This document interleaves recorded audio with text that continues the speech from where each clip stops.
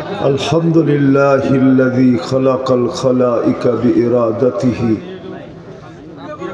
ودحى الأرض بمشيته ورفع السماء بغير عمد بقدرته الحي القيوم علي العظيم جواد الكريم حنان منان فعال لما يريد والصلاة والسلام على حبيبنا صلاة وسلاما تنجينا بها من جميع الأحوال والآفات وتقضي لنا بها جميع الحاجات وتطهرنا بها من جميع السيئات وترفعنا بها عند الله أعلى الدرجات وتبلغنا بها أقصى الغايات صلى الله عليه وعلى آله وأصحابه وأتباعه صلاة وسلاما كثيرا كثيرا أما بعد فأعوذ بالله من الشيطان الرجيم بسم الله الرحمن الرحيم وابتغوا إليه الوسيلة وقال رسول الله صلى الله عليه وسلم وقال رسول الله صلى الله عليه وسلم بادروا بالأعمال أو كما قال عليه الصلاة والسلام উক্ত তফসিরুল মাহফিলের সম্মানিত সভাপতি, উপস্থিত উলামায়ে কেরাম, রাত 1টার উপরে বাজতেছে, প্রায় 1:30টার কাছাকাছি। তারপরেও উপস্থিত এলাকা থেকে আগন্ত মুসলমান ভাইয়েরা, বিশেষ করে যুবকরা, যদি শোনার কান পাতার সুযোগ থাকে তো পর্দার অন্তরালে মা ও বোনেরা, শুধু আশা রাখি না, পরিপূর্ণ আশা রাখি, উম্মতে মুহাম্মদী যদি না হইতাম তাহলে আশার সুযোগ ছিল না। এই জন্য আশা রাখতে পারি যে আজকের এই কোরবানি আপনাদের এতক্ষণ পর্যন্ত অপেক্ষা করা হতে পারে এটার দ্বারাই যেই গন্তব্যে আমাদের পৌঁছার ইচ্ছা। কেননা মুসলমান হিসাবে সবার দিলে একটা আকাঙ্ক্ষা আছে, চাই যতই গুনাহগার হোক না কেন, যতই নামাজ রোজার থেকে দূরে থাকুক না কেন, তারপরও মনে একটা আশার প্রদীপ মিটি মিটি হলেও জ্বলতে থাকে যে জান্নাতে যাব। ঠিক না? সত্য তো না? থাকে না? হ্যাঁ, যে কোনো মুসলমানকে জিজ্ঞেস করবেন যে মৃত্যুর পরে কই যাইতে চান, তো বলবে জান্নাত।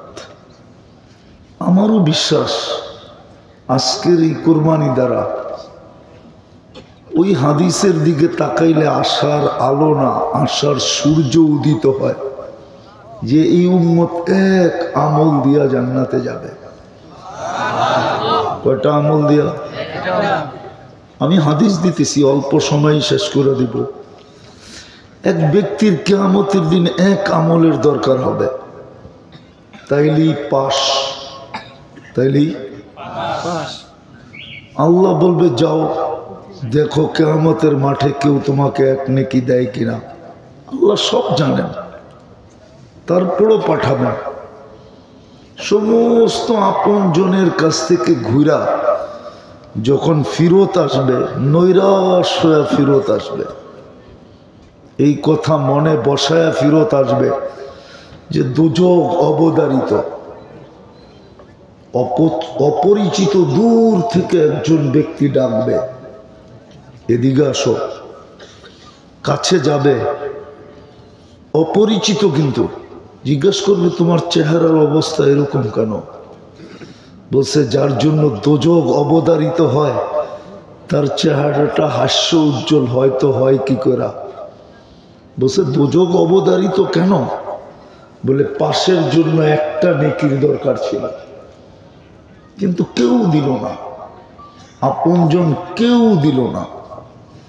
তো সেই ব্যক্তি জ্যাবে হাত দিবে আর বলবে এই লও এক নেকি। বলেন ওই ব্যক্তিটার খুশি কিরকম হবে?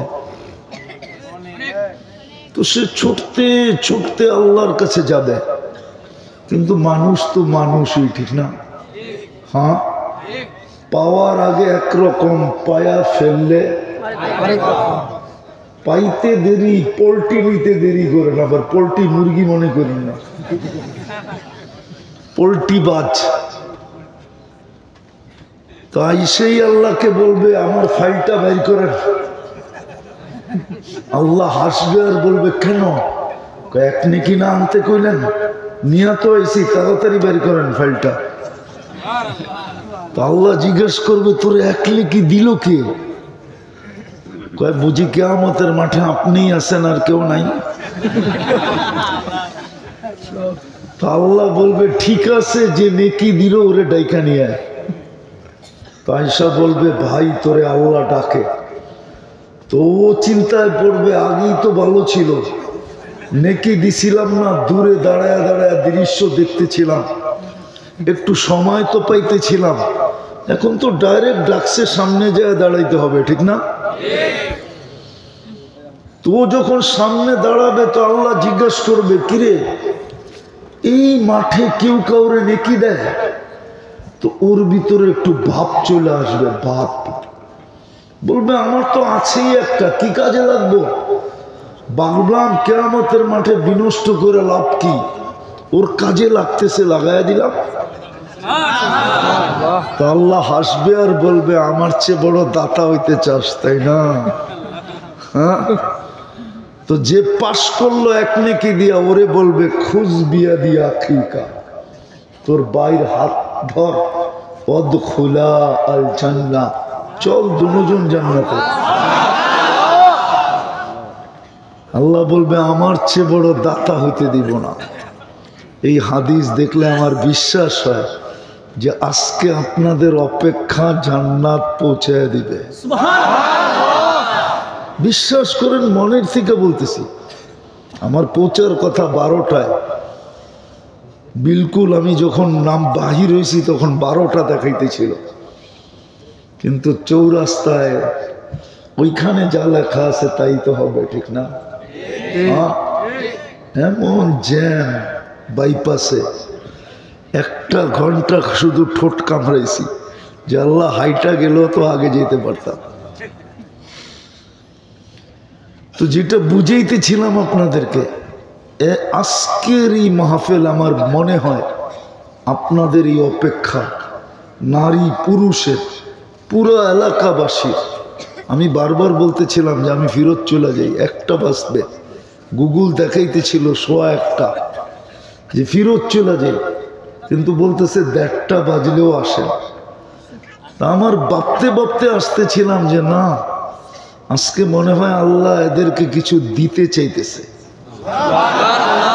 এক নেকি দিয়ে যদি জান্নাতে যেতে পারে, তাহলে আপনাদের এই অপেক্ষা জান্নাত কেন দিবে না? জান্নাত চিনেন?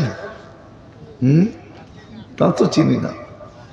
যার মাটি হবে মুস্ক আর জাফরানের। জান্নাতের সবচেয়ে মজা হইল মন চাহি জীবন। কি কি? যা চাবে তা মিলবে। এটা হলো জান্নাতের সবচেয়ে মজা। যা চাবে। মাটি হবে মুস্ক আর জাফরানের, বিল্ডিং হবে সোনার ইট আর রূপার ইট। দুটাকে জোড়বে মুস্ক দিয়া, ছাদ পিটাবে আল্লাহ মুক্তা দিয়া। 1 তলার দূরত্ব হবে জমিন থেকে আকাশ পর্যন্ত। 1 তলার দূরত্ব যদি এত হয়, 100 তলা কত বড় হবে? বলবেন ছাদে যেমন কি কইরা সুপার অ্যাক্সেলেটর রাখা আছে, চড়তে দেরি, চোখের পলকে পৌঁছাইতে দেরি করবে না। সুপার লিফট রাখা আছে, ডেলি 70 বার কাপড় চেঞ্জ করবে। এই কাপড় আল্লাহ নূরের সুতা দিয়া কাপড় বানাবে, ওটা দিয়া কুদরত দিয়া পোশাক বানাবে, কোনো দর্জি না। জান্নাতে ওয়ান ডে ইউজ। আজকে যে 70 জোড়া নারী পুরুষ পড়ছে, কোনো দিন আর এটা আসবে না। জান্নাতে পুরান কাপড় রাখার কোনো কাপড় নাই, আলমারি নাই।